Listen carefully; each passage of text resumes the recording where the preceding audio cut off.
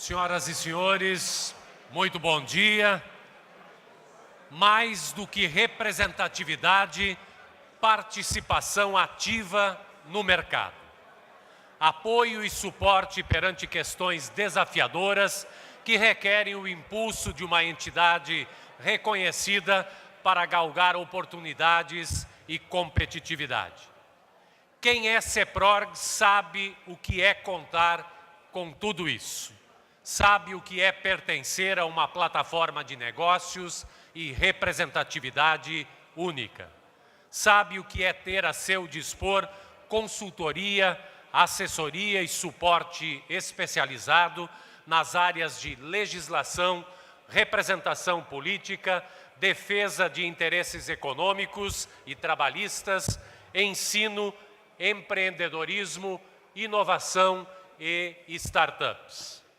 Ser CEPRORGs é obter retornos de dúvidas sobre a convenção coletiva de trabalho em até 4 dias úteis e declaração de vínculo e exclusividade em até 48 horas. É também usufruir de benefícios únicos, como convênios em diversas áreas, o que garante descontos e outras vantagens na contratação de produtos e serviços de inúmeros segmentos. Faça parte de um ecossistema que conecta empresas, universidades, centros de pesquisa e inovação, instâncias públicas e demais entes interessados na evolução do setor de TI. Seja CEPRORGs. CEPRORGs, uma plataforma de negócios e representatividade única.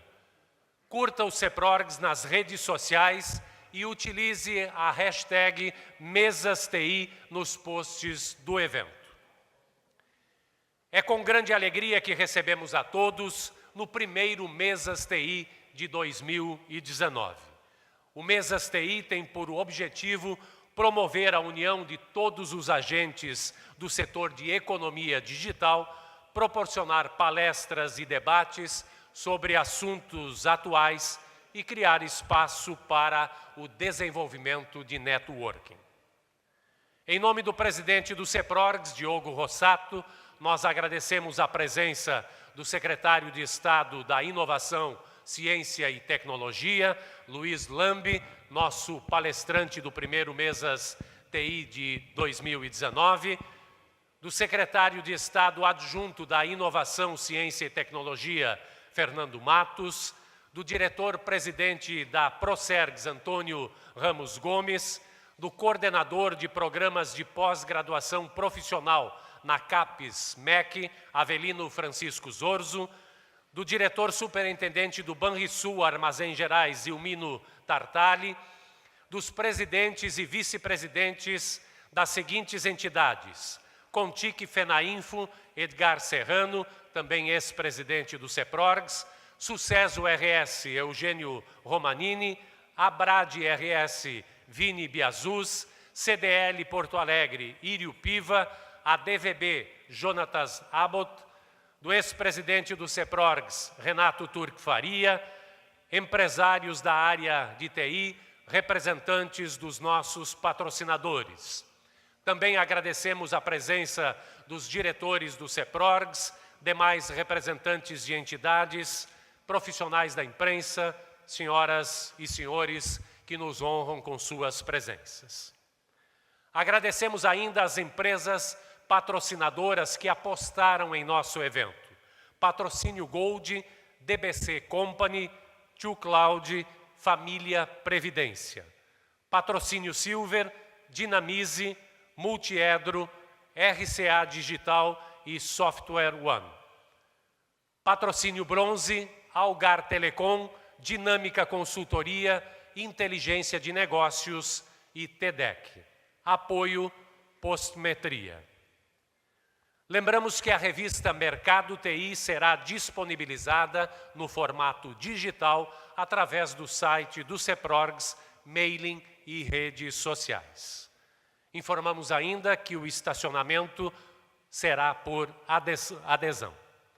Nossos agradecimentos desde já ao secretário de Inovação, Ciência e Tecnologia do Rio Grande do Sul, Luiz Lambi, nosso palestrante, que no encontro de hoje abordará o tema Plano de Governo da Secretaria de Inovação, Ciência e Tecnologia, Estratégia e Projetos.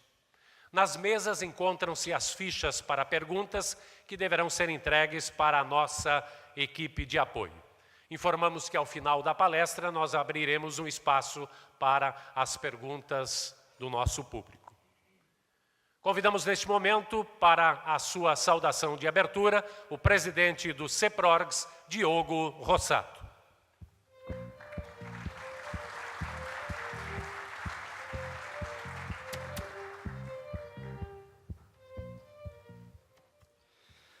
Pessoal, muito bom dia a todos, bem-vindos mais uma vez a mais uma edição do Mesas TI. É o primeiro evento de 2019 e ele não poderia ser realizado de uma forma diferente como está sendo realizado agora, com a presença em massa aí de praticamente todo o ecossistema aí de tecnologia. Estamos com a casa lotada e tivemos bastante gente aí, infelizmente, que tentou estar aqui conosco, mas não pôde estar devido à capacidade da casa. E com uma palestra e algumas informações importantes que serão trazidas aí pelo palestrante, amigo, professor e agora secretário de Inovação, Ciência e Tecnologia, Luiz Lambi.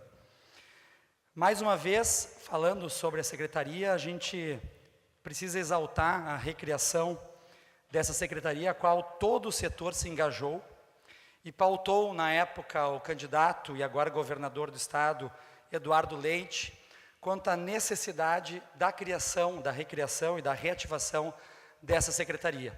Isso mostra que quando a gente consegue articular as entidades em conjunto, a gente consegue colher bons resultados e isso é um reflexo disso. Mais ainda por termos como secretário uma pessoa próxima e que conhece muito bem todas as demandas que o setor tem trabalhado nos últimos anos. Quero aproveitar a oportunidade, então, me dirigir ao secretário Lambi, aproveitar o Fernando aí também, a presença dele, e reforçar, como eu disse em outras oportunidades, em outros eventos, que o CEPRORGS está à disposição, inteiramente à disposição, para contribuir, para colaborar, para a gente desenvolver o nosso Estado enquanto aos temas de inovação, empreendedorismo e, consequentemente, as oportunidades de negócio para o nosso Estado e para as empresas que aqui estão. Como de costume, então, eu vou usar alguns minutinhos aqui com vocês para a gente relatar um pouquinho das pautas que a gente tem trabalhado na parte legislativa e que o CEPRORGS tem certamente tido reverberando muitos assuntos que a gente tem tratado, levado adiante junto ao setor legislativo e tem tido bastante resultado positivo para as nossas empresas, para as pessoas que compõem a nossa sociedade. A gente sempre fala sobre a questão da tributação do ICMS sobre as operações de software. Gostaríamos de lembrar que foi uma ação que o CEPRORGS encabeçou aí junto ao governo do estado, colocando uma ação para suspender essa cobrança das nossas empresas. A gente tem acompanhado isso de perto, parece que isso não volte a acontecer e não seja colocado isso de volta em pauta. E, paralelamente, a gente tem acompanhado um projeto de lei que vocês devem ter visto, que foi sancionado em Santa Catarina, onde a gente ficou com a responsabilidade de estudar esse projeto e discutir com as outras entidades do nosso setor, para que a gente possa, quem sabe, adaptar ela também para o nosso estado. O trabalho insistente que a gente tem feito junto à SBC, Sociedade Brasileira de Computação, sobre a introdução da computação no ensino básico e fundamental. Uma pauta muito importante, uma pauta que a gente leva isso como grande prioridade para nós e que tem tudo a ver com o desenvolvimento das habilidades e competências digitais às nossas crianças, às pessoas que estão envolvidas com o ensino básico e o ensino fundamental. Tivemos algumas iniciativas de levar essa pauta em nível federal e por indicação até dos nossos próprios gestores aqui da região. Depois acabamos tendo do MEC, da própria CNE, do Conselho Nacional de Educação, a informação que nós deveríamos voltar com essa pauta para o nosso estado e fizemos isso. Estamos trabalhando aí diretamente com a secretaria, pautando esse tema e temos a informação que ele está evoluindo de uma forma muito positiva. Então a gente pode aí ficar numa expectativa bem positiva que possivelmente a gente vai ter essa pauta emplacada, quem sabe de uma vez aí. Além desses assuntos, em nível federal também a gente tem levado algumas pautas junto com a FENAINFO, com o apoio da FENAINFO, assuntos como reforma tributária, a regulamentação da Lei da Proteção de Dados Pessoais, a desoneração da folha de pagamento, que foi um assunto que nós trabalhamos com bastante afinco, e para lembrar vocês, o tempo passa bastante rápido, não parece, mas agora em 2020, final de 2020, está prevista a extinção desse benefício, vamos dizer assim, dessa lei para o nosso setor. Então é obrigação nossa estarmos a par disso e acompanhar bastante de perto, para que as nossas empresas não sejam reoneradas novamente. Alterações na legislação trabalhista, fomento à inovação, atração de investimentos, fortalecimento das startups da nossa região e a regulamentação da profissão.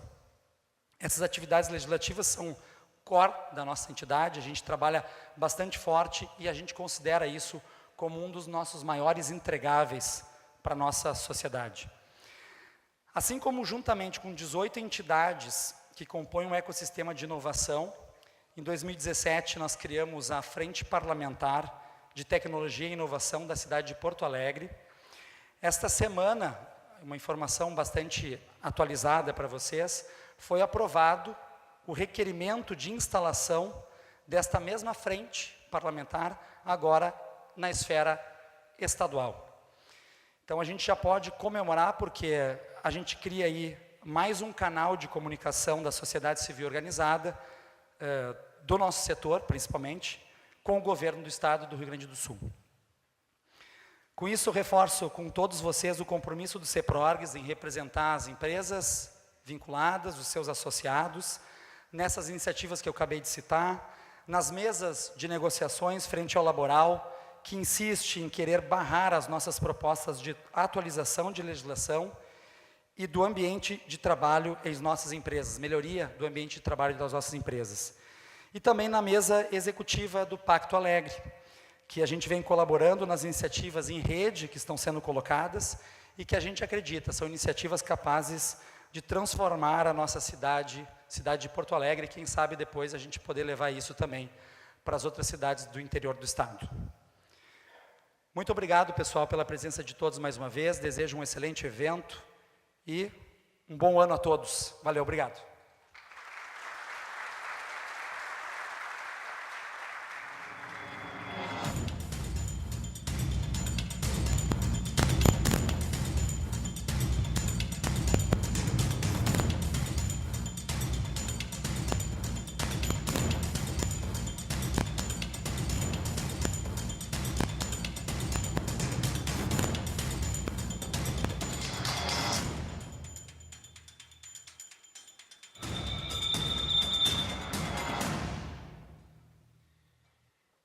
E agora convidamos para a sua apresentação o nosso palestrante e secretário Luiz Lambe.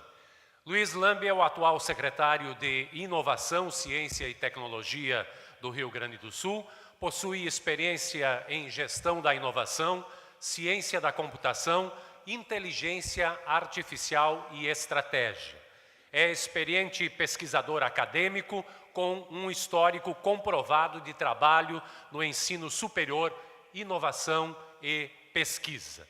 É doutor em ciência da computação pelo Imperial College London, MIT Executive Certificates em gestão e liderança e em estratégia e inovação.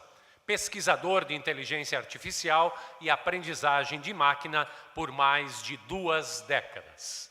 Com a palavra, então, para a sua apresentação, o secretário Luiz Lambe.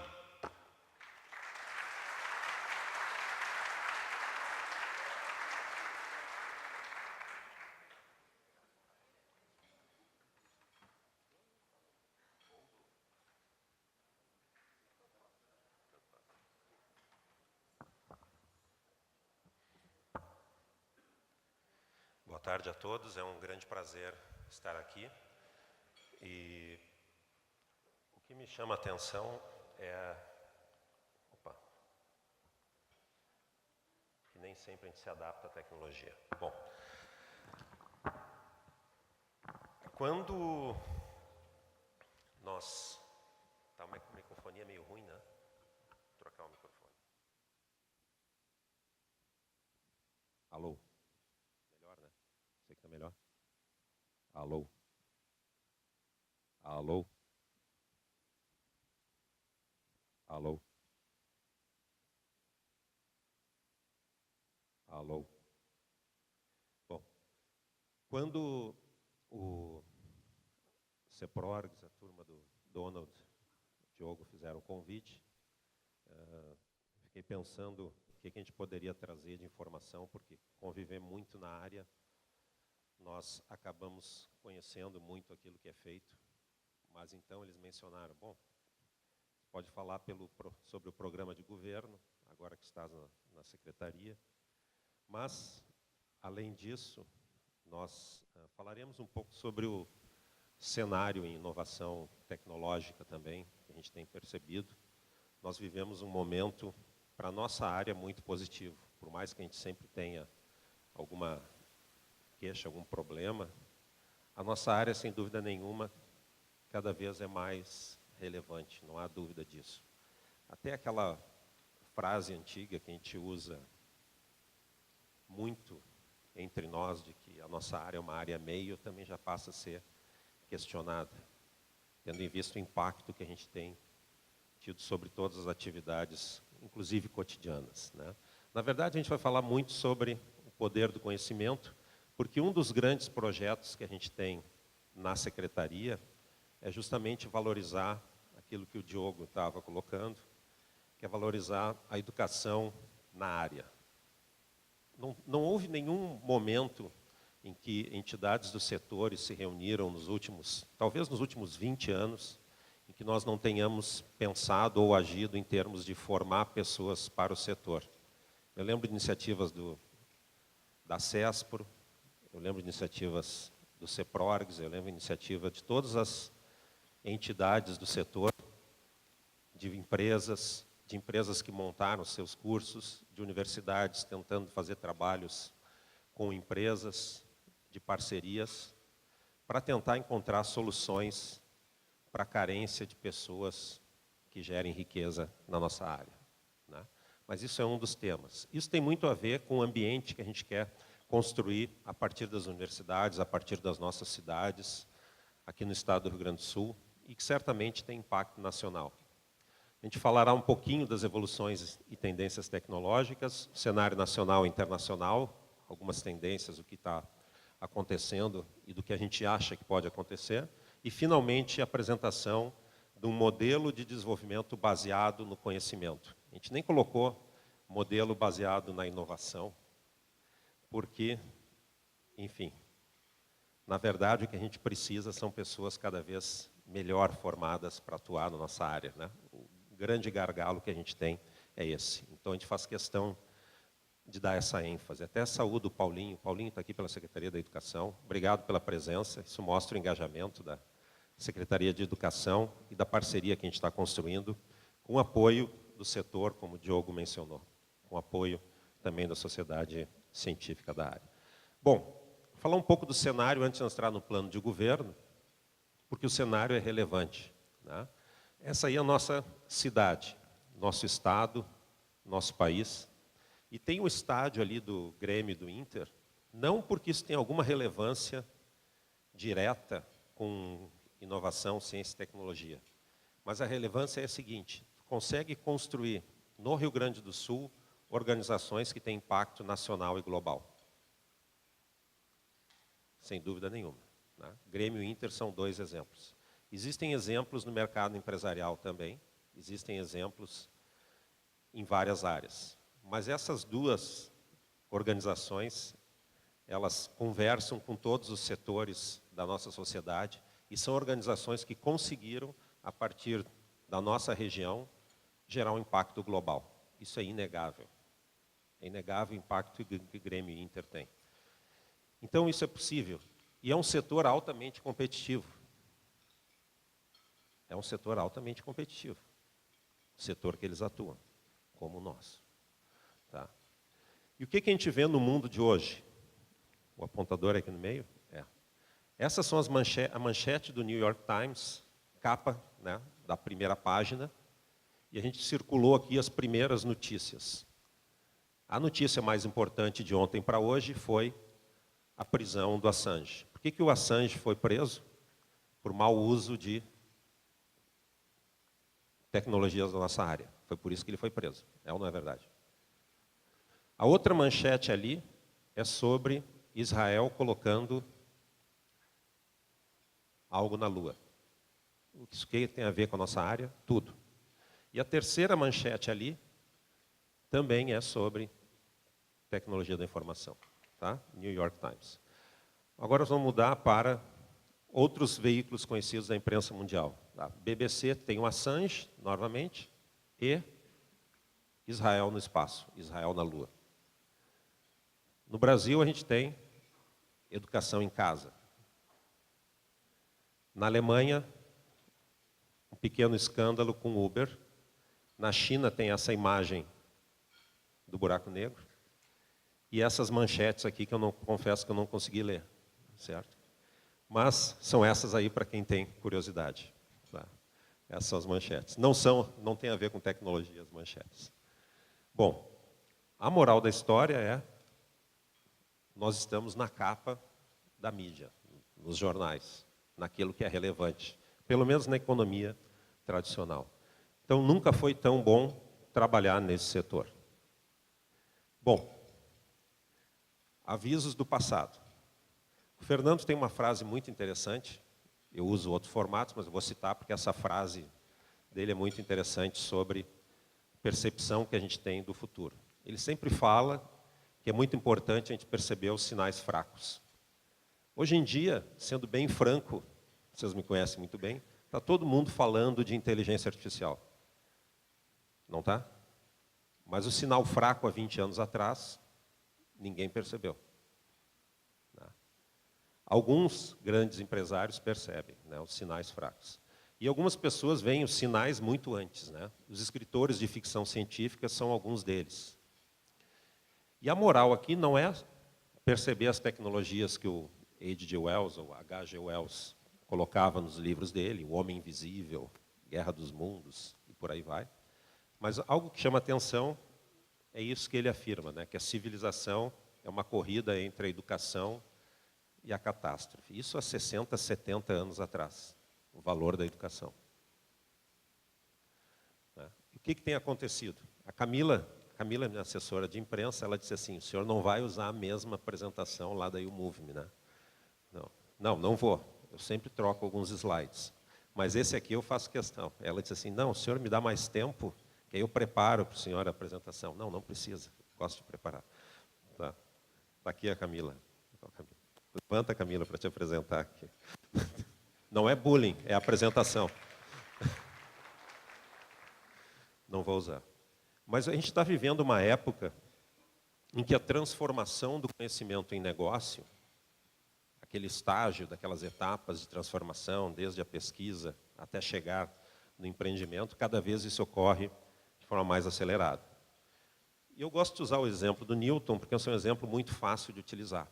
Nós demoramos mais de 200 anos para usar mecânica newtoniana e colocar um satélite no espaço. 200 anos. Já estava tudo lá, no que ele escreveu. Estava tudo lá. Demorou 200 anos. Né? Agora, as pesquisas que transformaram essa janelinha aqui, talvez no produto tecnológico mais visto da história da humanidade, o Jonathan é da área de marketing. Não sei se as pessoas viram mais a marca da Coca-Cola ou essa aqui na vida. Talvez essa, não sei. Não sei se existe um ranking das marcas mais vistas pelas pessoas no mundo, mas a marca que eu mais vi na minha vida foi essa aqui. Certo?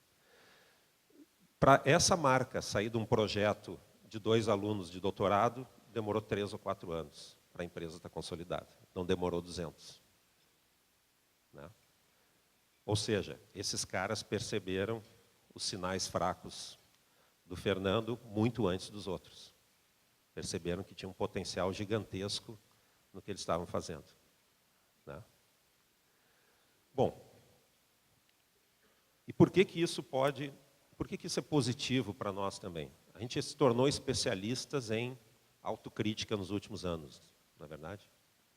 A gente é muito crítico na nossa cultura aqui, gaúcho. Tudo está sempre ruim, né?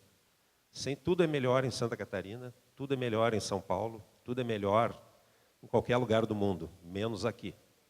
Bom, essa placa aqui, vocês estão conseguindo ler? Não, não, mas eu vou ler. Essa placa aqui fica em frente à casa onde tem a garagem onde foi fundada a HP nos anos 30, no Vale do Silício. Por que foi fundada a HP? Porque o diretor da Escola de Engenharia de Stanford, ele disse o seguinte para os alunos: Vale do Silício, fundem as empresas de vocês aqui na Califórnia para vocês não precisarem se mudar para a costa leste. Não existia tecnologia na Califórnia. Não era essa maravilha das 8 missões por ano que se organiza no setor para o Vale do Silício. Não era isso. A Califórnia, em 1930, ainda era resquício da corrida do ouro, não é verdade? Stanford passou a ser uma universidade famosa nos anos 60, 70.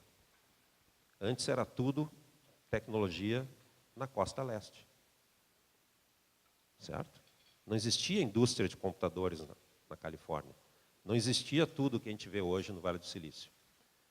Também existia uma imigração em massa dos alunos formados na Califórnia, na área de tecnologia, para a costa leste, onde estavam todas as empresas. Né? Costa leste, Santa Catarina, São Paulo, condições ruins. Ou seja, o que foi feito? Foi feito um imenso trabalho estrutural de constituir empresas de tecnologia para gerar oportunidades locais. Essa é uma das morais da história, né? Tem muitas. Bom, uma outra questão, inovação na paisagem.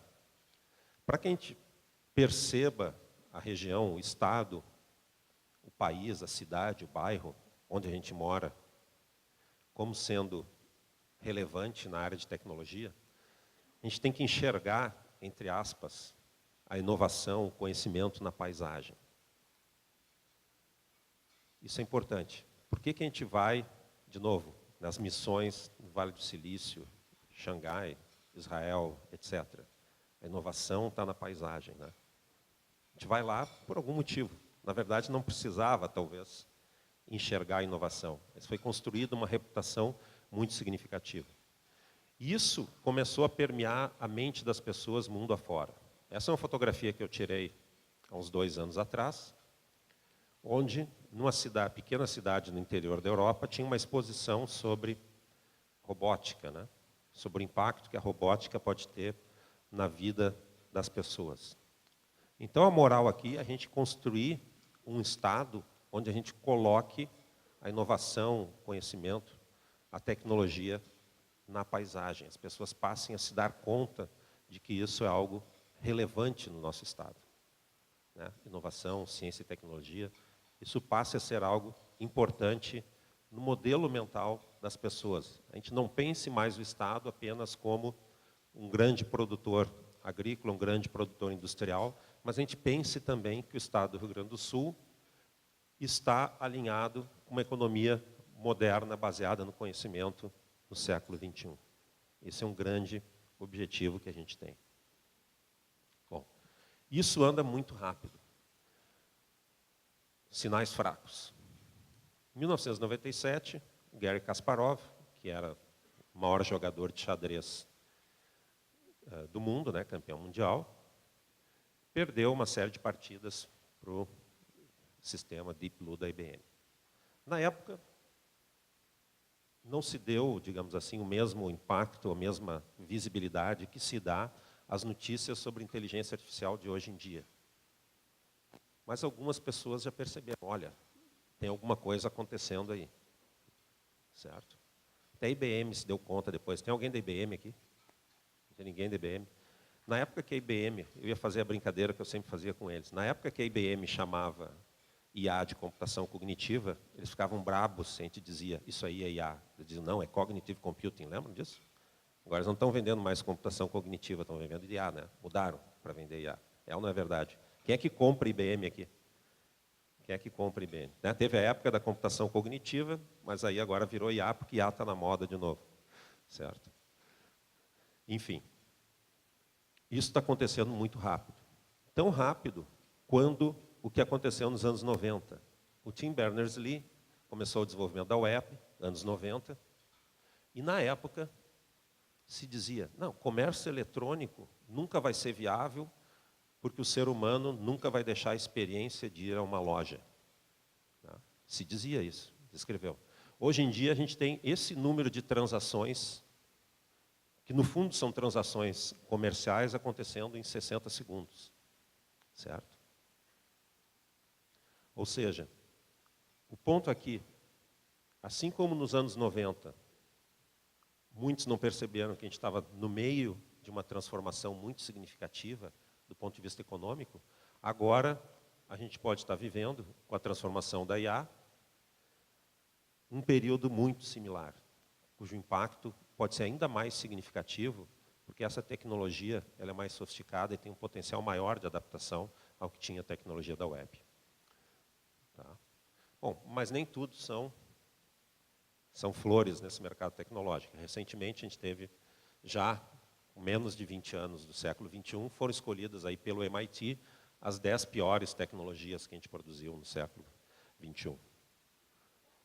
Certo? Escolham. Não quer dizer que eu concorde, tem algumas ali que eu acho bem interessantes. Google Glass, Segway, e-voting, Chris Babies, One Laptop per Child. Lembra? Educação é um problema tão grande no mundo. One Laptop per Child foi uma tecnologia desenvolvida pelo MIT. Lembram disso? Início do século XX. Eles mesmos escolheram agora uma das 10 piores tecnologias do século, que ia solucionar a educação nos países pobres. Lembram disso? Alguém chegou a usar aquele computadorzinho verde? Lembram disso? A maletinha? Está aqui. Uma das 10 piores tecnologias do século XXI.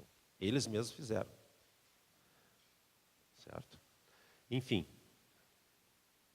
esse é o mundo que a gente vive. Outro reforço no cenário. Se a gente analisar as grandes temáticas econômicas mundiais, muitas delas são discutidas anualmente no Fórum de Davos, na Suíça.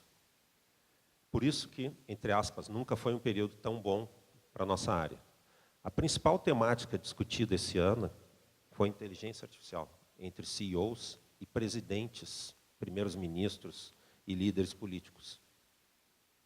Não foi o mercado financeiro, não foi a política agrícola, não foi as relações da OMC, não foi a política da OCDE para a educação, foi inteligência artificial. Certo? Aí vocês imaginem lá, o presidente dos Estados Unidos, o primeiro-ministro da Alemanha, o presidente do Brasil, o presidente da Argentina, preocupados com inteligência artificial. Certo? Enfim, estamos, sem dúvida nenhuma, nosso setor é manchete. E a manchete não só pelos melhores motivos, é manchete também pelos piores motivos, talvez. Aqui a gente tem uma fotografia do perfil do Macron reclamando sobre a influência, mau uso de tecnologia nas eleições francesas. Né? Qual foi o processo de votação que não foi influenciado por tecnologia nos últimos 5 anos? Todos eles foram. E todos eles serão, e a legislação não vai conseguir acompanhar. Não é verdade? Alguém acredita que a legislação vai conseguir acompanhar a evolução da tecnologia? Tem algum advogado aqui? Alguém acredita que a legislação vai conseguir acompanhar? Tá. Bom, e esse é um cenário mundial da mudança da economia. Mas a gente pode dizer, bom, nosso país é muito rico. A gente sempre diz, o Brasil é um país muito rico. Né? Tem um território muito grande, tem grandes reservas minerais. Mas será que a gente é rico mesmo? Será que a gente realmente é rico? Né? A gente sempre repete, o Brasil é um país muito rico, o Brasil é um país muito rico, o Brasil é um país muito rico. Mas será que é rico mesmo? Essa aqui é a nossa mapa de exportações. Né? Essa é de 2014, mas não mudou. É a mesma coisa. A gente exporta isso que está aqui em amarelo e marrom, certo? commodities e compra aquilo que é azul, rosa e verde, que é muito caro. Pena que eu não coloquei a matriz de importações. A gente exporta marrom e amarelo e compra azul, rosa e verde. Tá?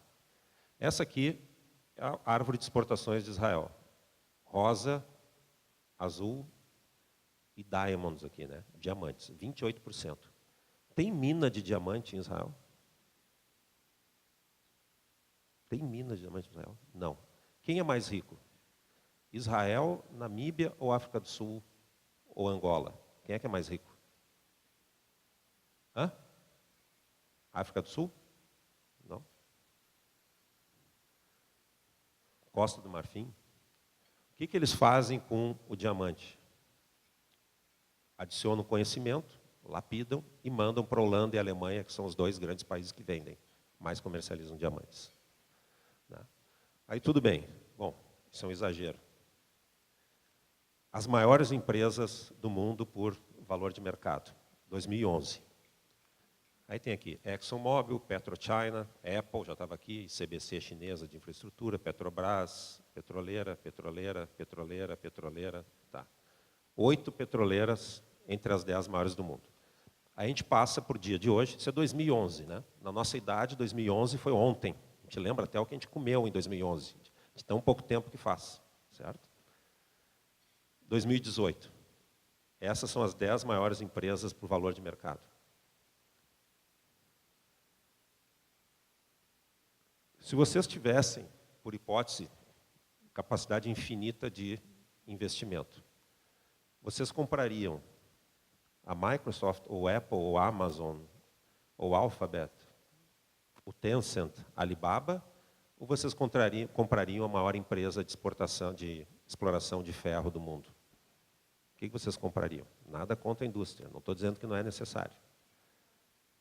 Só para pensar na pergunta, será que a gente realmente é um país rico? O que essas empresas têm de patrimônio? Se o Diogo acordar amanhã trilionário e for investir na Microsoft, o que ele vai estar comprando? Praticamente nada, né, em termos de patrimônio. Tá? Enfim, esse é o mundo em que essas empresas são cada vez mais valiosas, e essas empresas de 2011, aqui, que eram as 10 maiores do mundo em 2011, cada vez valem relativamente menos em relação a essas empresas baseadas no conhecimento. Tá? Isso tem impacto sobre múltiplas áreas. Esse mapa aqui, ele mostra quais são as profissões mais estatisticamente, que ocorrem mais estatisticamente nos Estados americanos. Em 29 dos 50 estados americanos, a maior ocupação percentual das pessoas é truck driver, motorista de caminhões e vans. Aí vem aquela piada. Em todo filme americano tem um motorista de van, não tem? Entregando coisas. Até em filme da Disney aparece um motorista de van entregando alguma coisa. Né? O que vai acontecer com o motorista de van em 10 ou 15 anos? O que vai acontecer com o truck driver daqueles caminhões em 10, 15 ou 20 anos? E não são apenas eles, né? Existem previsões que a gente pode ter a maior parte das atividades de trabalho inexistentes num período, ainda no nosso período de vida. Às vezes as previsões são extremamente otimistas, mas às vezes o tempo passa muito rápido. Como 2011 para 2018, a gente tinha 8 petroleiras entre as 10 maiores empresas de valor de mercado do mundo, e hoje a gente tem uma ou nenhuma. É muito pouco tempo. 20 anos é na semana que vem, que é quanto falta para 2045. Certo? E não são apenas profissões repetitivas. Já existem estudos que mostram que a tecnologia que a gente produz hoje em dia tem performance superior a profissões muito bem remuneradas. Como mostra esse estudo da McKinsey sobre o sistema de IA, que tem performance superior a advogados corporativos, que são pessoas muito valorizadas no mercado de trabalho. Muito valorizadas. Outros indicativos. A mudança da natureza do trabalho é tão importante e tão relevante, isso vai ter não se preocupem que isso vai se relacionar com o nosso plano de governo, que até agora ninguém viu nada, certo? Mas se relaciona com o plano de governo, não se preocupem, a gente tem até as 2 horas para falar, né? Tá? A gente tem uma mudança muito significativa naquilo que será necessário, naquilo que as pessoas vão ter que saber para trabalhar no mercado. Por exemplo, o Banco Mundial tem inúmeros estudos sobre o futuro do trabalho. Esse aqui é o Report de 2019. E um dos gráficos que chama muita atenção, entre eles, é o crescimento e as oportunidades em determinados setores da economia.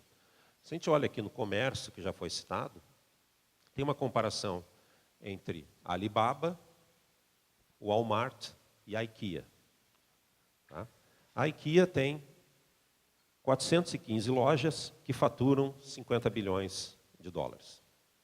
A Walmart tem 11 mil lojas em 28 países, lojas físicas, que faturam aqui 500 bilhões. É uma das empresas que mais fatura. Né? E a Alibaba iniciou aqui em 2003, nem existia lá atrás, e tem 9 milhões de pontos de venda online, em 220 países, com um faturamento que está crescendo exponencialmente. Certo? Ou seja, o quanto a gente tem que investir em ciência, em tecnologia, em inovação, em educação, para chegar nesses tipos de empreendimentos que a gente começa a ver mundo afora. O quanto que no caso particular do varejo de rua, vai sofrer, está sofrendo com a tecnologia. Esse é um crescimento exponencial. Tu não consegue mais nem comparar a IKEA com a Alibaba aqui, em 20 anos, por exemplo, por essas projeções. Tá? Isso não ocorre apenas naquilo que pode ser automatizado.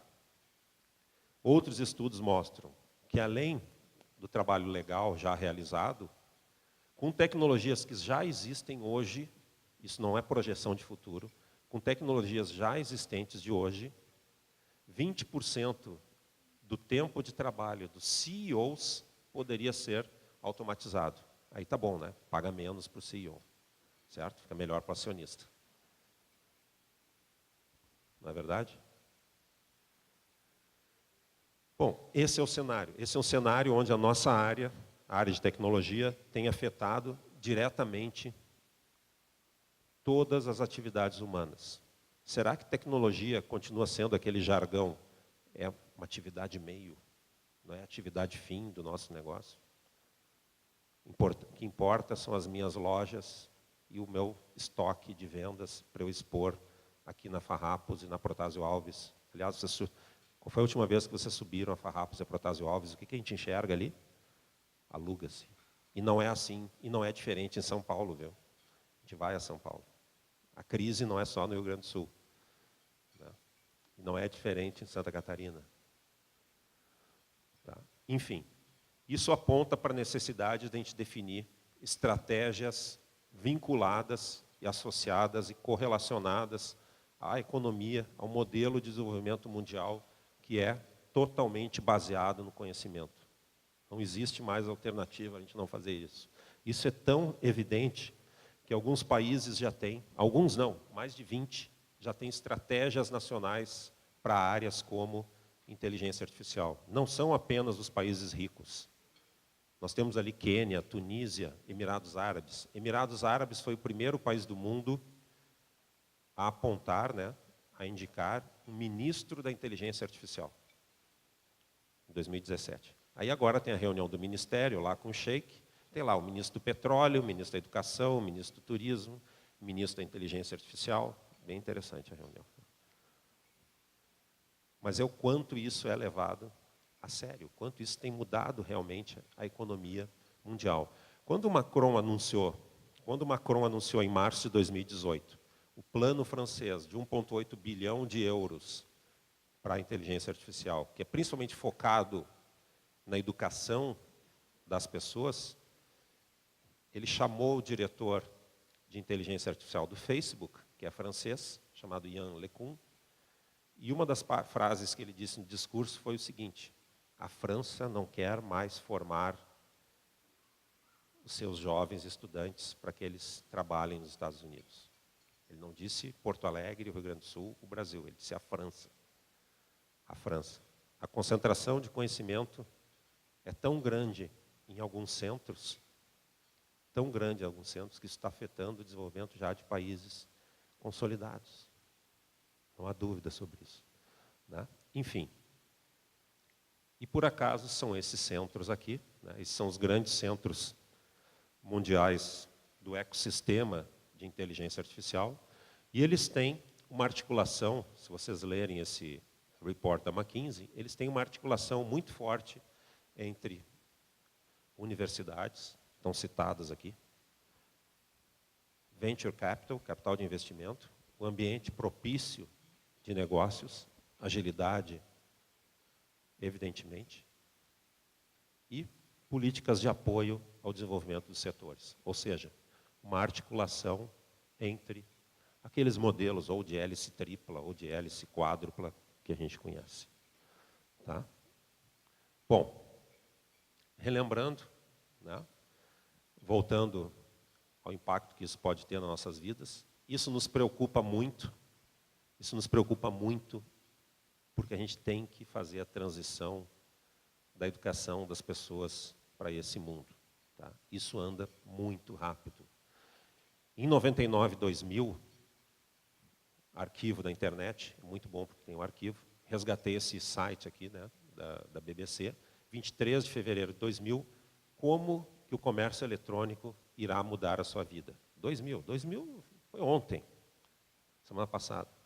E lá no passado já existiam outras previsões, né? A gente tem a fotografia da moça ali, olhando para a TV, esses desenhos futuristas dos anos 50, e ela olha com um telefone com fio, certo? Não previram o celular, olha para um produto e ela escolhe, eu quero comprar tal coisa, também não está indo à loja. Também já existia essa ideia. Bom, já existia a preocupação das lojas, né, high street stores, é o comércio de rua, lá fora, com o futuro, tendo em vista essas novas tecnologias. Tá? Mas isso tem alguns riscos também. Nossa tecnologia não é imune a riscos. Ela tem evoluído tão rápido que, recentemente, a OpenAI é uma organização que os grandes investidores em tecnologia do mundo criaram para disponibilizar tecnologias de inteligência artificial para o mundo inteiro. Então, eles fazem pesquisas sobre os resultados mais avançados existentes hoje em dia. E agora, em fevereiro, esses pesquisadores produziram basicamente um sistema que gera textos com perfeição, certo? A partir de um corpus inicial. E eles colocaram a fotografia do George Orwell aqui, na capa do Guardian, né?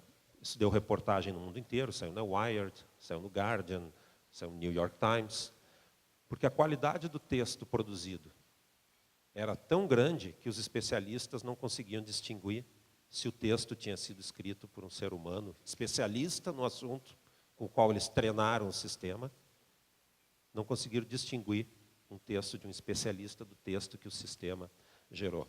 Agora, imaginem isso, o potencial bom e ruim disso aí. Bom, a política da OpenAI é liberar o código de tudo que eles fazem para uso público. Esse aqui eles não liberaram. Mas não significa que em breve alguém já não vai ter conseguido gerar uma ferramenta similar para bom ou mau uso. Certo? Enfim, nós temos uma mudança muito significativa que está ocorrendo. Essa mudança passa por uma formação quase que exclusivamente por pessoas muito bem formadas, e as pessoas muito bem formadas, cada vez mais, e só elas são a chave do desenvolvimento econômico. Só elas. Praticamente, os outros fatores se tornaram irrelevantes. Né? Enfim, então é nesse sentido, nesse cenário, que a gente está construindo e construiu o projeto da Secretaria.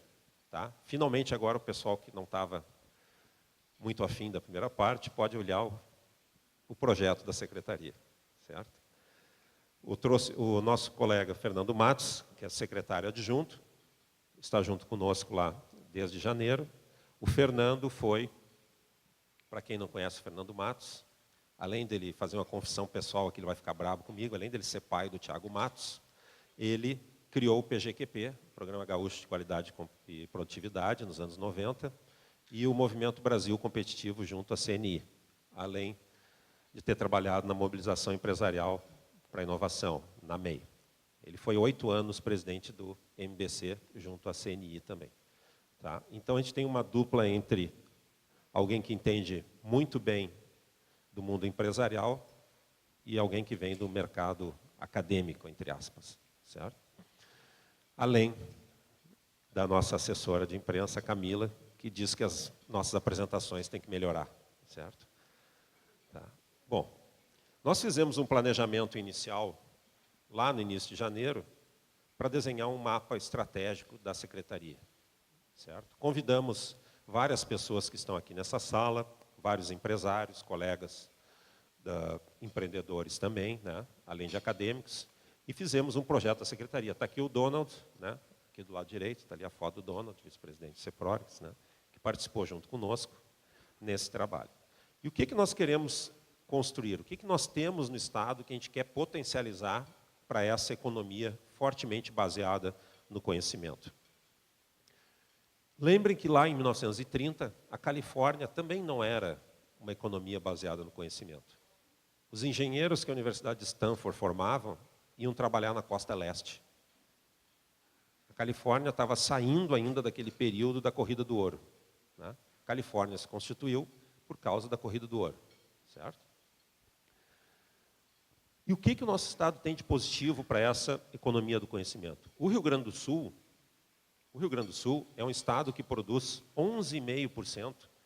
Esse número está desatualizado, na verdade é mais de 12%. Saiu um novo relatório há algumas semanas. O Rio Grande do Sul produz mais de 12% da ciência brasileira. Certo? Isso é um ativo que qualquer região gostaria de ter. 12% da ciência brasileira. Formam mais de 2 mil doutores por ano, temos 6%, pouco mais de 6% do PIB, 5% da população. E a gente tem uma capacidade de transformar o investimento que a gente faz nos projetos de pesquisa tecnológicos em conhecimento. Mas o nosso grande gap ainda é a nossa capacidade de transformar os resultados de conhecimento em investimento. A gente ainda não tem uma aproximação desejável entre os centros de pesquisa e desenvolvimento, entre as universidades e as empresas, entre os ecossistemas de startups, por exemplo. Mas isso a gente tem uma falha Brasil afora. A gente não tem ainda um alinhamento perfeito entre academia, empreendedores, financiadores e governo. Tá? Então, a gente quer trabalhar na constituição desse ecossistema para que a gente possa transformar, fazer uma reconversão competitiva dos setores tradicionais da nossa economia e também apoiar o desenvolvimento de novos empreendimentos fortemente baseados em conhecimento. Nós queremos ter um projeto para trabalhar no Estado para transformar essa economia que hoje ainda é majoritariamente de baixa densidade tecnológica, ela não é baseada no conhecimento, majoritariamente ainda não é, numa economia que no futuro passe a ser vista como uma economia onde as atividades de conhecimento intensivo passem a ser, se não dominantes, mas muito maiores do que elas são hoje em dia. Tá? E aqui no Rio Grande do Sul, nós temos, por exemplo, se a gente analisa a indústria, e isso vem de um estudo do professor Paulo Zavislak, do Núcleo de Inovação Tecnológica da Escola de Administração da URGS, ele fez uma análise de 1.500 empresas em loco no Rio Grande do Sul, para verificar qual era o estágio de competitividade tecnológica, estágio de adoção da inovação que elas detinham nas suas empresas. E para fazer essa reconversão competitiva, nós precisamos atuar em projetos junto a essas organizações para que elas passem a ser empresas que, além da produção que elas têm hoje em dia, elas passem a ter gestão dessa produção tecnológica busca por mercados, ou seja, tenham penetração em mercados, tenham exploração de mercados, e que passem também a produzir tecnologias que sejam mais competitivas, certo? Então, esse estágio de transformação das empresas é um estágio conhecido como reconversão competitiva para agregar valor às atividades econômicas dos diversos setores que a gente tem aqui no Estado, certo? E quando a gente pensa em como constituir isso, como construir um projeto, ou um programa, melhor dizendo, que leve a inovação às empresas, evidentemente a gente precisa fomento, evidentemente a gente precisa construir redes entre os diversos atores dos sistemas. Então, dentro desse nosso planejamento, existe a constituição de uma rede estadual de inovação, da mesma forma, ou de forma análoga, a qual a gente iniciou a construir aqui em Porto Alegre. Em Porto Alegre, nós fizemos um projeto entre universidades, entre os empreendedores que apoiaram o projeto e o setor público, para constituir um pacto pela inovação, justamente visando qualificar o desenvolvimento da cidade. No estado do Rio Grande do Sul, a gente quer construir nas suas diversas regiões um modelo análogo a esse, adaptado, não exatamente igual, para que a gente possa ver o estado do Rio Grande do Sul como um estado onde a inovação e o conhecimento ocorrem de forma sinérgica entre empreendedores, entre aqueles que produzem conhecimento nas universidades e o poder público. Para isso, a gente pode identificar regiões, e já identificamos, onde existem essas sinergias, e levar esse conhecimento adquirido aqui da cidade para todo o Rio Grande do Sul. Então, a nossa ideia é constituir em torno de 10 regiões, onde a gente constitua essas alianças para a inovação, esses pactos para a inovação, para que nesses ambientes a gente constitua marcos legais, legislações, normativas, políticas de incentivo, políticas de formação, políticas de transferência tecnológica das universidades, em sintonia com as prefeituras, em sintonia com os empreendedores locais, num modelo similar àquele que a gente constituiu aqui no Estado. Bom, para isso, evidentemente, a gente precisa de redes de apoio de governo, redes de apoio dentro do Estado, precisamos fomento, a gente não pode esquecer que o fomento à inovação no Brasil é centralizado nos órgãos federais, né? FINEP, ministérios, bancos e por aí vai, embora a gente tenha os nossos bancos de desenvolvimento que estão dispostos também a financiar os programas através de fundos para inovação, e, finalmente, redes mundiais. Por quê?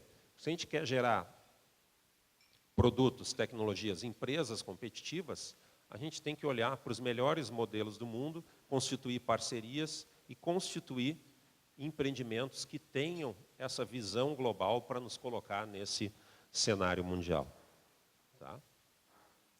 E a secretaria vai funcionar com um número limitado de projetos. Nós pretendemos ter alguns programas, tendo em vista o nosso tamanho, não é uma secretaria de grande importe, mas que sejam programas associados a diversas áreas de governo, associados ao modelo de desenvolvimento do Estado, que é um modelo baseado na inovação. Até nas manifestações públicas do governador, manifestação que ele fez na Assembleia, ele deu um papel muito importante à questão da inovação tecnológica, na mensagem pública que ele faz à Assembleia a cada ano. E, para isso, nós precisamos, sim, articular internamente essa rede de governo. Por exemplo, Secretaria da Educação, que desde o primeiro dia sempre foi parceira para a gente constituir esse programa de qualificação profissional, esse programa de constituição do ensino de computação nas escolas, esses programas de educação inovadora, educação para o empreendedorismo. Tá? Da mesma forma, podemos ter projetos com a Secretaria da Saúde, estamos discutindo já projetos em articulação com eles para levar a inovação para o setor de saúde. Nós temos alguns exemplos muito bons aqui no Rio Grande do Sul. Um deles é o projeto Telesaúde. O projeto Telesaúde é uma referência nacional hoje, diminuiu significativamente filas e alocações e a logística toda do sistema de saúde em diversos municípios do estado do Rio Grande do Sul, entre outras inúmeras ações que a gente pode fazer.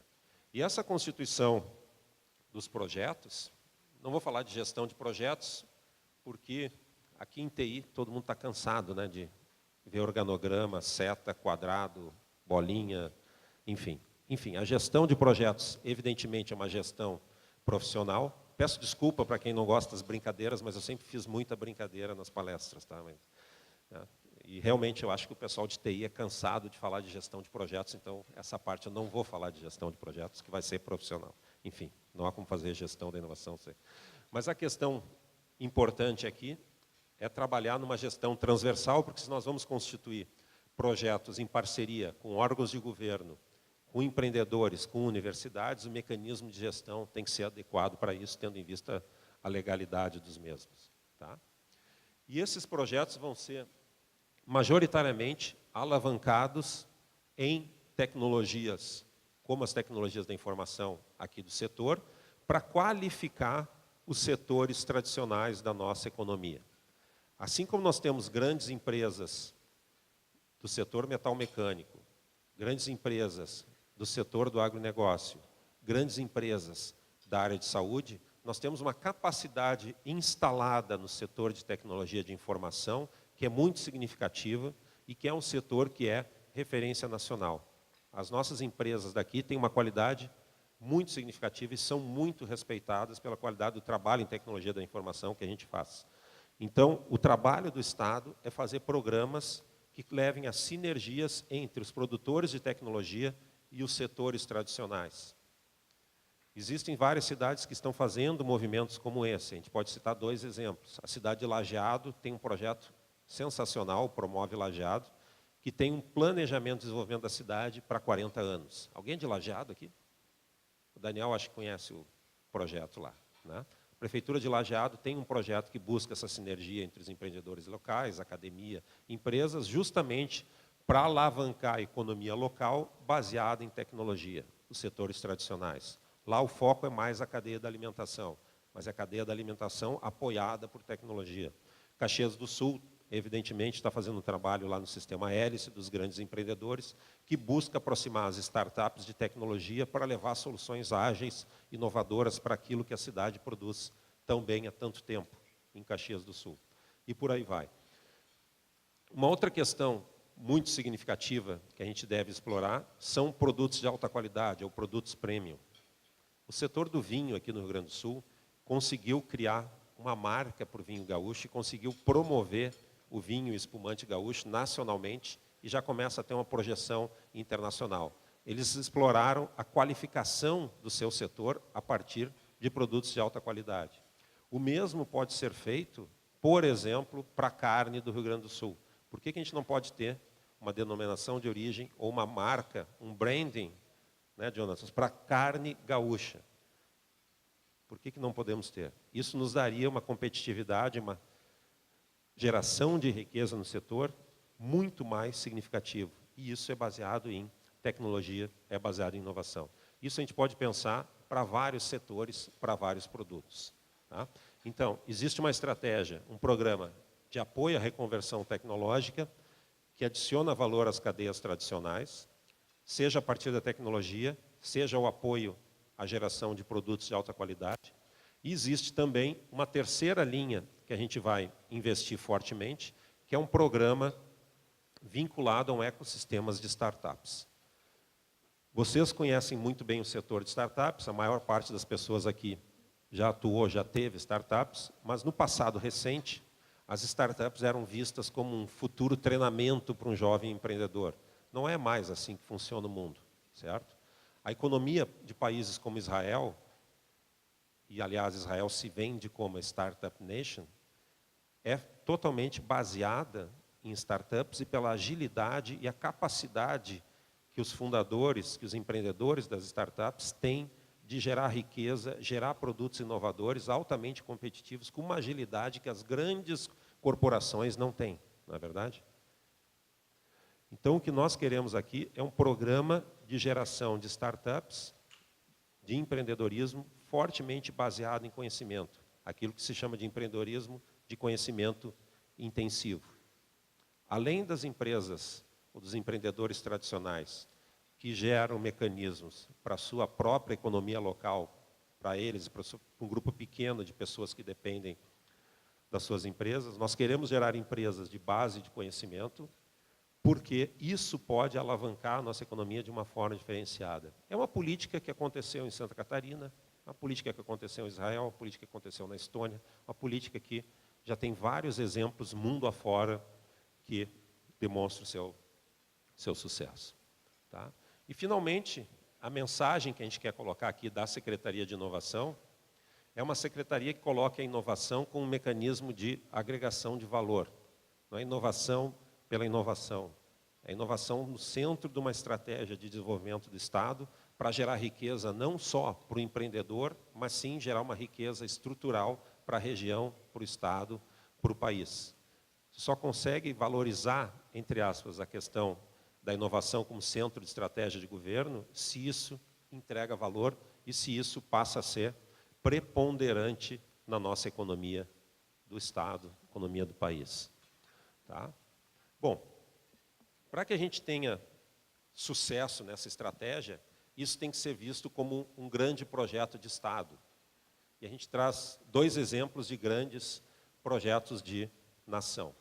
Alguns muito mais longos, outros projetos de engajamento que tomaram muito menos tempo, mas mostram sim que é possível atingir objetivos ambiciosos em tempo finito. Certo? Bom, um grande projeto de nação foi o projeto que surgiu no Reino Unido a partir da Revolução Científica, né? Demorou 300 anos, mas o resto é história. Tá? Francis Bacon era conselheiro da Rainha Elizabeth I, criador do método científico, e teve a percepção do valor do conhecimento em termos do poder estratégico dos países. Tem até uma história que se conta muito, tem em alguns livros de economia, que lá no início final do século XVI, início do século XVII, o Reino Unido, na época era a Inglaterra, exportava lã crua para a Holanda, para Flanders. Exportava lã crua. Né? Era uma commodity. E aí teve um édito, uma decisão da Rainha Elizabeth, que ela proibiu, olha, nós não exportamos mais lã crua, porque lã crua não vale nada. A gente vende a lã para a Holanda e compra ela em forma de tecido. Não, vamos fazer isso aqui. Agregar valor. Certo? A gente ainda faz isso, né, infelizmente. Certo? Outro projeto que tipicamente é um projeto que também tem muito a ver com o nosso setor, porque o homem chegou à Lua também propulsionado, além da mecânica newtoniana, que foi citado lá no primeiro slide, né? 200 anos depois a gente usou a mecânica newtoniana para colocar o homem na Lua, mas também pelo desenvolvimento muito significativo que teve da indústria de computação na época, e todo mundo sabe da história da memória dos computadores, que eram menos que os celulares que a gente tem hoje em dia, etc. Mas a moral da história aqui é que foi atingido um objetivo de um projeto de Estado que era totalmente baseado no conhecimento sobre algo que ainda não existia, que era a capacidade de colocar um ser humano num satélite da Terra, certo? E isso foi atingido antes do tempo previsto, que era até o final da década. Então, em 25 de maio de 61, o Kennedy fez esse discurso, apresentou o desafio à nação de colocar um homem na Lua até o final da década. Conseguiram fazer em 8 anos. Certo? Tempo finito. 8 anos, eu acho que é menos de 1/3 do tempo que a gente está demorando para fazer o Cais do Porto. Não tem a gravidade para vencer. Né? Certo? Nas aulas que a gente dá da parte chata disso aqui, nas aulas da parte chata, a gente fala de gestão de projetos, o exemplo que eu sempre uso é o Cais do Porto e o projeto Apollo. Eu sei que é difícil. Eu sei que é difícil. Só para a gente ter uma perspectiva. Será que a gente não vai conseguir fazer uma orla antes do homem ir a Marte? Certo? Desculpa a brincadeira, mas a gente tem que olhar para ter uma noção de perspectiva, né? Enfim. Ou seja, tudo isso é para mostrar que o nosso projeto é um projeto que é focado no conhecimento. Inovação é, sim, cada vez mais ter uma população de jovens muito educados. Não existe outra alternativa. Por eu me considerar que estou entre amigos, todos esses programas, projetos, políticas, políticas de parques, políticas de incubadoras, política de desenvolvimento do setor, políticas fiscais, políticas tributárias, perto de um programa de educação qualificado e estruturado, é tudo paliativo. É ou não é? Reduzir o ICMS em 1% do setor, aqui não é ICMS, é ISS, vai ter algum impacto estruturante para um projeto de país? Não. Não vai ter. Não vai ter. Então, é por isso que o nosso trabalho lá é iniciar algo que tenha impacto na formação das pessoas, no modelo mental de pensar o desenvolvimento do Estado e que esse modelo seja, assim, baseado no conhecimento. E, finalmente, agora faltam só 2 slides mesmos, eu fui buscar subsídios para essa minha pergunta, que eu sempre me fazia, se o Brasil realmente era um país rico, certo? Eu não sei a resposta, talvez alguém me convença que é, ou alguém me convença que não é rico. Eu não sei a resposta, eu só fico pensando sobre a pergunta e até agora eu não sei a resposta. Tá? Bom, agora no início de abril, um economista do MIT, chamado Eric Bronson e outros colegas, escreveram um artigo acadêmico aqui, ó, postado em 25 de março de 19. MIT, economista padrão prêmio Nobel, certo? Não é o professor Lamb falando aqui. Tá? Não é o professor Lamb. 54 páginas, é denso. Como contabilizar o valor de novas variáveis digitais, de novos produtos digitais, produtos da economia digital, no cálculo do PIB, no cálculo do GDP, certo? Ou seja, a própria concepção dos economistas sobre riqueza também está mudando. Por isso que eu faço essa pergunta. O Brasil é um país rico? Né? Para que a gente se torne ricos, a gente tem que colocar isso na pauta do Estado. Né? Inovação e conhecimento na pauta do Estado na pauta do país. E para isso, a gente precisa muito do trabalho de todos que estão aqui. E esse é o trabalho que a gente quer iniciar a construir. Né?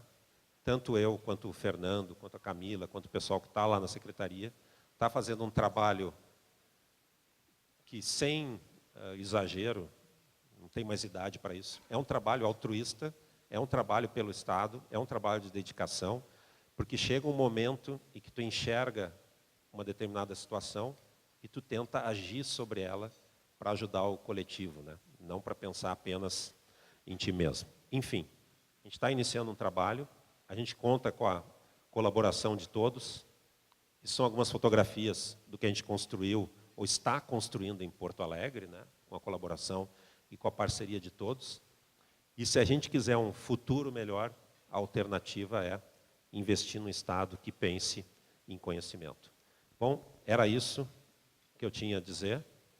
E agradeço muito a oportunidade. Sei que o Donald e o Diogo, como é que em inglês que a gente diz, eles run out de speakers, né? Eles não tinham mais quem convidar. Então, o que eles tinham para o primeiro momento do ano era isso, mas mês que vem alguém muito melhor. Muito obrigado a todos.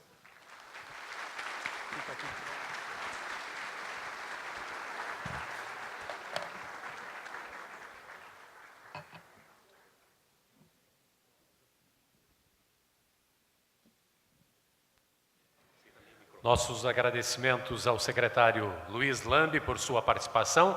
Permanece aqui na frente do palco para receber uma lembrança das mãos do presidente Diogo Rossato em agradecimento à sua participação. Obrigado.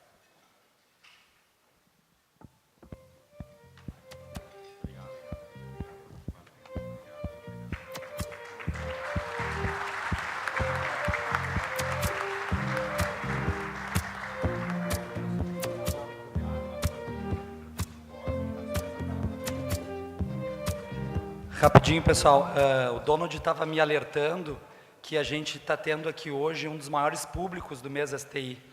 Então, talvez essa humildade do professor Lamb é a característica dele, né? Mas acho que vale a pena a gente ressaltar. E isso demonstra o que a gente falou no início do evento, o quanto a gente valoriza essa recriação dessa secretaria, enquanto os nossos empresários estão interessados no tema e, quem sabe, estão interessados também em participar. Muito obrigado por fazer parte aí e nos dar essa aula aí. Obrigado pelo conhecimento. Valeu.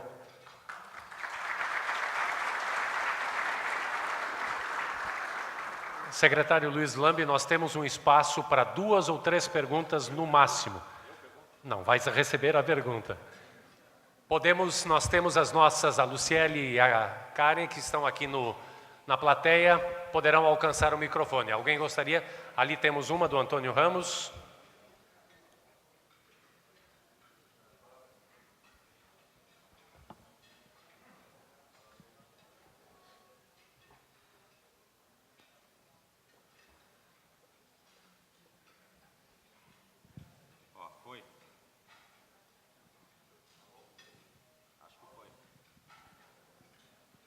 Não? A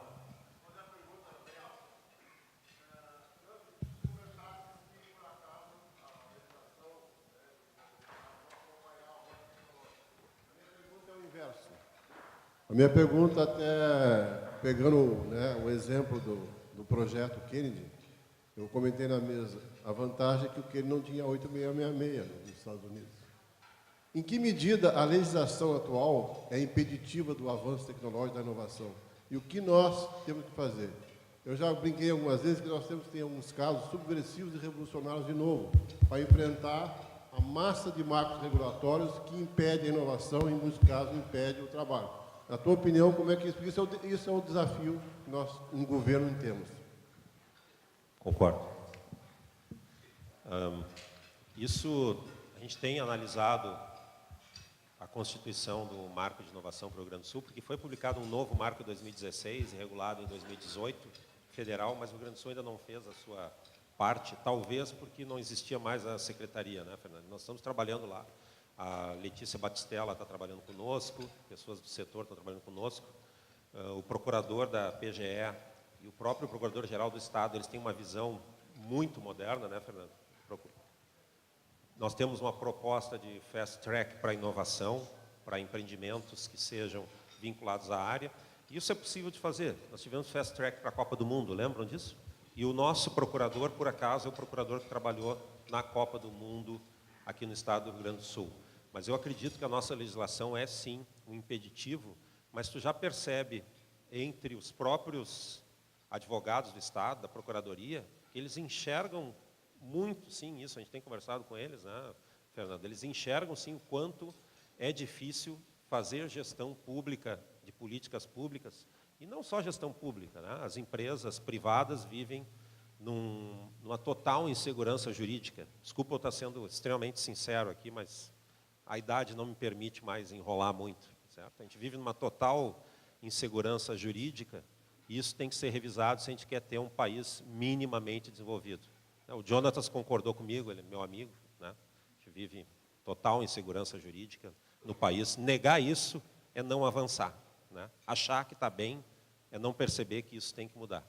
Então, nós faremos todos os esforços possíveis para que isso seja muito melhorado. Enfim, é isso.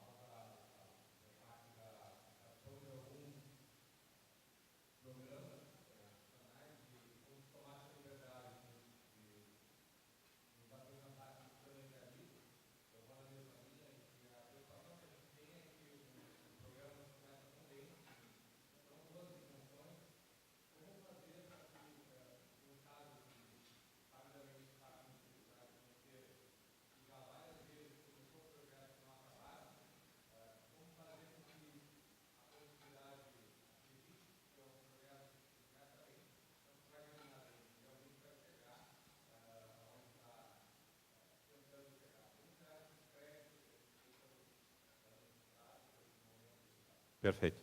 Bom, as pessoas têm várias opiniões pessoais sobre isso, né? Vou tentar responder de forma mais objetiva possível. Eu acho que uma forma de mostrar que as coisas estão andando, tipicamente, é fazer aquelas pequenas entregas, aquela velha tática antiga das pequenas entregas, ó, tem algo andando. Mas eu acho que a nossa percepção é que nós percebemos um engajamento muito positivo. Aquilo que a gente construiu, vem construindo aqui em Porto Alegre, pelo menos nos últimos 30 anos, eu não vi nada parecido. Não sei se estou mentindo, Edgar, Diogo. Não, né? Esse trabalho que a gente está constituindo no Pacto, na Aliança, a partir das universidades, é um trabalho que nos deu uma motivação muito significativa. E tu percebe, depois de um ano, resultados concretos. Resultados concretos. Tu tem, por exemplo, lançamento do Instituto Caldeira, que eles estão captando investidores para atuar na área de tecnologia. Isso é efetivo, está acontecendo. Tem um programa que a YouMovement está fazendo, dito e feito, de conteúdo para a área de tecnologia, comunicação, enfim, para a economia do conhecimento. Tu tem o programa Start Edu, que foi o primeiro projeto que nós fizemos no Pacto, junto com a Secretaria da Educação, que está levando soluções em parcerias público e privada de tecnologias para a educação no município. Isso está acontecendo. Então, o que eu percebo é que existe uma consciência, sim, principalmente na nossa área, talvez por mundialmente, na nossa área existe um grande engajamento dos empreendedores em terem impacto social. Não precisa citar os exemplos aqui, né? Bill Gates e por aí vai, certo? Mas tu percebes, sim, um engajamento muito positivo das pessoas no Estado, nas empresas, nas universidades, em prol da região. É como se a gente tivesse atingido um platô tão baixo que as pessoas se deram conta de que algo tem que ser feito. Agora, da minha parte, eu vou continuar trabalhando como eu sempre trabalhei em todos os projetos que eu consegui entregar e os que eu não consegui entregar na minha vida, sendo muito sincero aqui. E trabalhando com algumas das pessoas que a gente tem lá, trabalhando com o Fernando, por exemplo, que sempre entregou tudo que ele fez na vida, certo? A gente espera que a gente consiga entregar um projeto consistente que aponte uma direção. Todo mundo sabe que tu não vai resolver todos os problemas em 2, 3 ou 4 anos, não é verdade? Mas se tu iniciar com exemplos positivos, alguns dos programas, projetos, estratégias vão ter continuidade, porque a sociedade não vai abrir mão de programas que estão andando de forma positiva, certo? Enfim, a questão aqui é sim o engajamento das pessoas. É mais do que o financiamento, é mais do que o Estado financiar algum programa. É muito mais do que isso. É mudar a forma das pessoas de enxergarem o desenvolvimento da região. É muito mais de ter um programa de financiamento de alguns projetos. Isso é paliativo. Isso é paliativo. Uma redução de alíquota de imposto não é a solução, é um paliativo.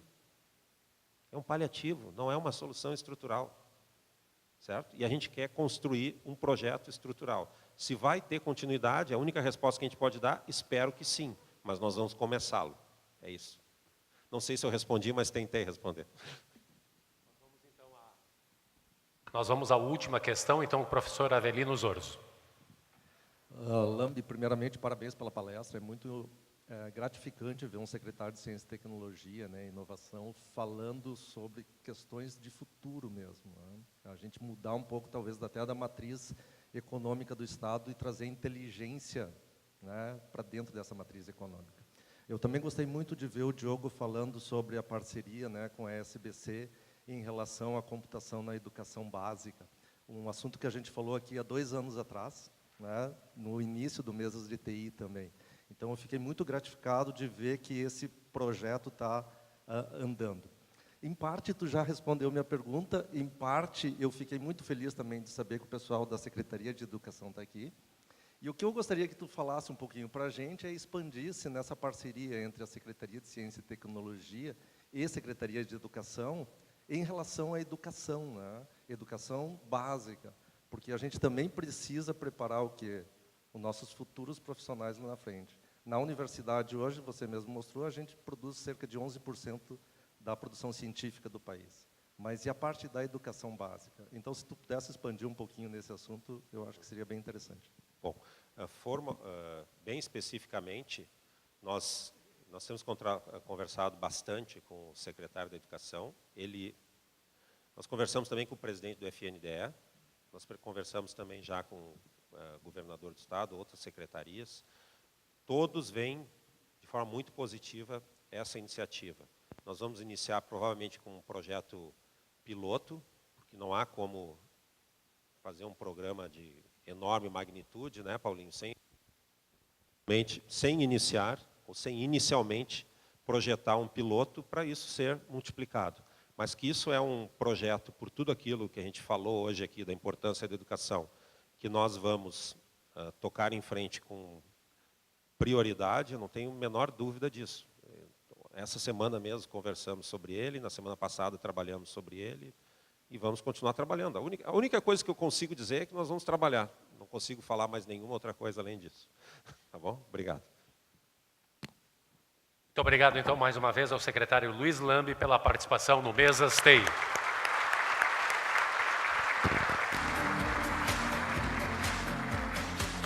Nós informamos que a pesquisa de satisfação será enviada por e-mail via software SurveyMonkey. Contamos com a participação de todos para que possamos estar sempre melhorando os nossos eventos e oferecendo conteúdo que agregue valor às suas empresas.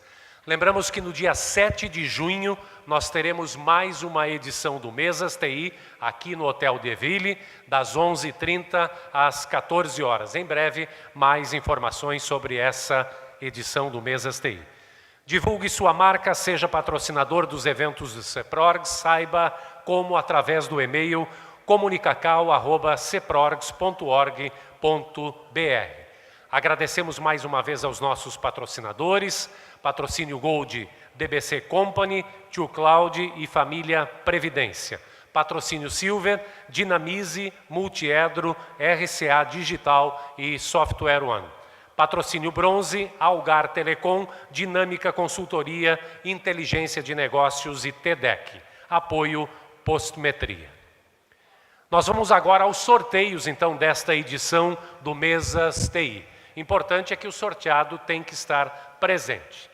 Nós convidamos inicialmente Edgar Serrano e Lisandro Jacobos, da empresa DBC Company, um dos nossos patrocinadores, para sortear uma cesta de vinhos entre os participantes.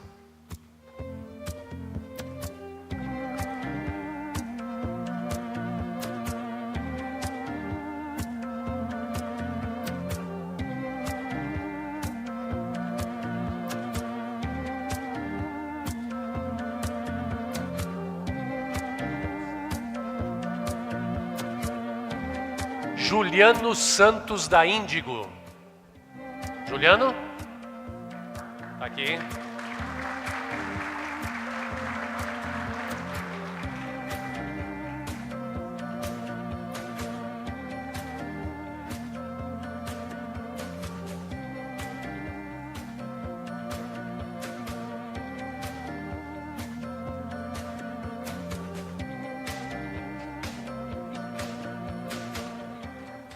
Muito obrigado a Edgar Serrano e Lisandro Jacobos, da DBC Company. Nós convidamos agora Gabriel Goltz, da empresa Tio Cloud, um dos nossos patrocinadores, para sortear 2 jantares para 2 pessoas no restaurante Coco Bambu, Porto Alegre. Vamos ver quem serão os primeiros felizardos.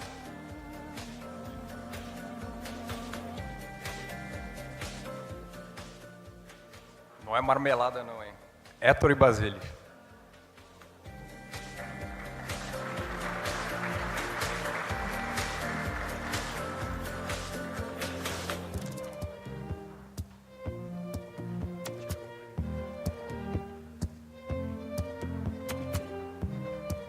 Vamos a mais um sorteio.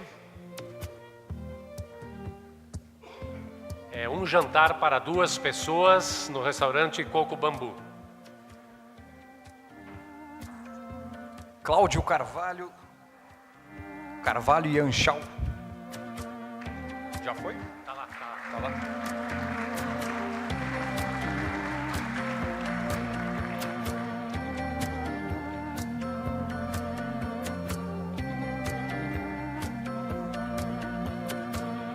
Muito obrigado a Gabriel Goltz, da empresa Tio Cloud.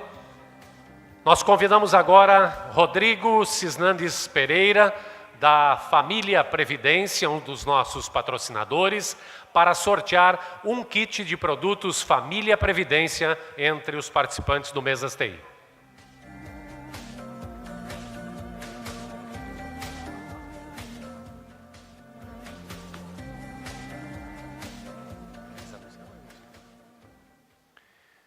Gustavo Krozuki, Saque Pague. Está lá o Gustavo.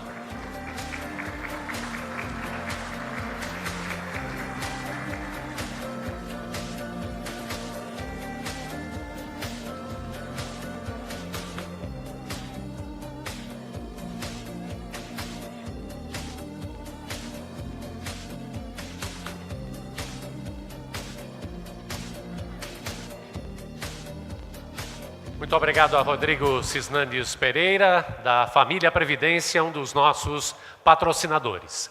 Nossos agradecimentos mais uma vez às empresas DBC Company, Tio Cloud e Família Previdência por suas participações nos sorteios. Muito obrigado pela presença de todos, um bom dia e até a próxima edição do Mesas TI.